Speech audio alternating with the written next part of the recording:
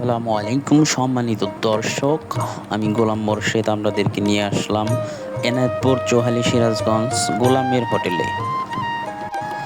এখানে একটি কথা বলে রাখা ভালো, আমরা এই হোটেলে আসার আগে জুমার নামাজ আদায় করেছি বেলকুচি বাহেলা খাতুন মসজিদে। আপনাদের কাছে কেমন লাগলো, ভিউটা কেমন দেখতে দেখেন, অসাধারণ লাগছে মসজিদটি। আপনাদের কাছে যদি ভালো লেগে থাকে কমেন্ট করে জানাতে পারেন, আর কমেন্ট করে যদি আমাদেরকে উৎসাহ করেন আরও নতুন নতুন ভিডিও সামনে দেব ইনশাআল্লাহ। আর এখানে যে এত সুন্দর মসজিদ আছে আমরা কেউ আগে জানতাম না, এখানে আসার পর জানতে পারছি। যাই হোক, জরাজীর্ণ খাবার হোটেলের সামনে কর্মীদের বিশাল কর্মযজ্ঞ।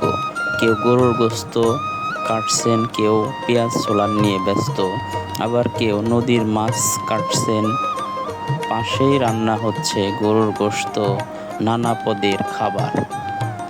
যমুনা নদীর পাশে গড়ে ওঠা নিয়মিত রান্না হয় 100 কেজি চাউলের ভাত, 2 মণ গরুর গোশত, 30 থেকে 35টি মুরগি, যা খেতে ছুটে আসছেন দূর দূরান্ত থেকে ভোজন প্রিয়রা। প্রতিদিন সকাল থেকে বিকেল পর্যন্ত ভোজন প্রিয়রা এখানে খাবার খেয়ে থাকেন। এখানে দেখতে পাচ্ছেন একটি ভাই পেঁয়াজ ছোলা নিয়ে অনেক ব্যস্ত। পরে আমি রান্নাঘরে ঢুকে দেখলাম এই ভাইটি গরুর গোশত রান্না করছে। ভাইকে আমি জিজ্ঞেস করলাম গোলাম হোটেল নাকি? ভাই আমাকে সুন্দর এরকম রান্না সারাদিনই হয় নাকি? এটাই সেই গোলাম সকালে থেকে একদম 5টা পর্যন্ত না?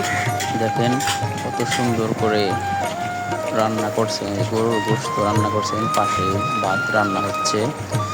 আপনারা যদি কেউ এদিকে গোলাম হোটেলে আসতে চান, চৌহালি থেকে সরাসরি নৌকায় এনায়েত